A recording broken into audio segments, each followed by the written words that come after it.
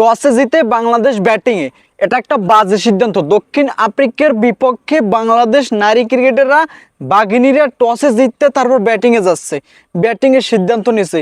এটা একদম বাজে সিদ্ধান্ত। যদি আমাদের যেই কয় ম্যাচ ব্যাটিং আগে নেছে সেই কয় ম্যাচ হারা ছাড়া কোনো উপায় নাই, হারা ছাড়া উপায় নাই। আর বাংলাদেশ পুরুষ ক্রিকেটার বলো, নারী ক্রিকেটার বলো, আর ছেলে ক্রিকেটার বলো, যেই যায় সেই হেরে আসে।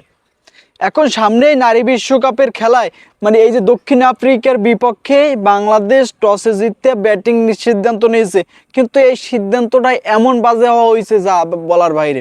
কে বাবুর বাবু, তোরা কি ব্যাটিংয়ে যাই মানে বোলিংয়ে যাইতে পারতি না? বোলিংয়ে কি তোরা ভালো করো না?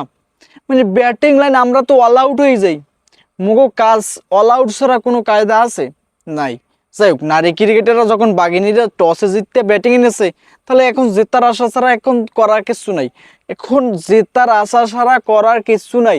যে মোরা জিতমু হেই আশায় মোরা বইয়ে থাই, জিতমু মোরা হেই আশায় বইয়ে থাই।